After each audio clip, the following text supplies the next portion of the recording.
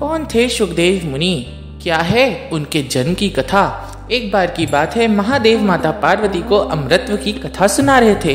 कथा सुनते सुनते ही पार्वती माता सो गईं। वहीं पर बैठा एक तोता भी कथा सुन रहा था। जब महादेव को यह बात पता लगी तो वे उस तोते को मारने के लिए दौड़े।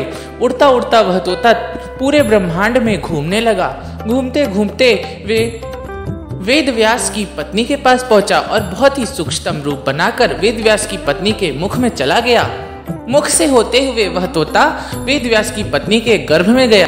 माँ का गर्भ तो पत्थर में भी जान भर देता है, उसी प्रकार वह तोता एक सुंदर बालक में बदल गया। परंतु महादेव के डर से वे 12 वर्ष तक गर्भ से बाहर नहीं निकला। तब भगवान श्री कृष्ण स्वयं आकर उसको कहने लगे कि अब तुम बाहर आ जाओ।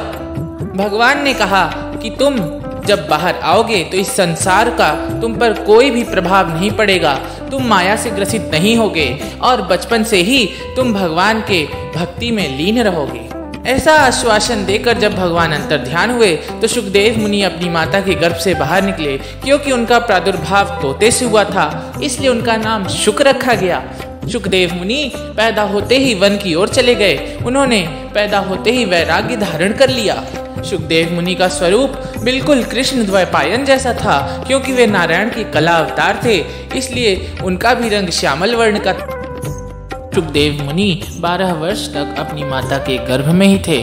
माता के गर्भ में रहते हुए ही उन्होंने सभी वेदों, सभी शास्त्रों और सभी पुराणों का ज्ञान पा लिया था। इसलिए गर्भ से बाहर आते ही वे वन की ओर दौड़े चले गए और उन्होंने वैराग्य धारण कर लिया।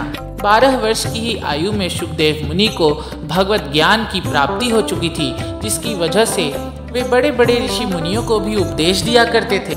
आगे चलकर राजा परीक्षित को भी इन्हीं सुखदेव मुनि ने श्रीमद् भागवत महापुराण का ज्ञान दिया था, जिसकी वजह से राजा परीक्षित मोक्ष को प्राप्त हुए।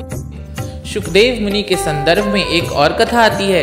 ऐसा कहा जाता है कि पिछले जन्म में वे एक तोते थे और वे राधा रानी के महल के बाहर बैठकर राधा नाम का उच्चारण करते रहते थे।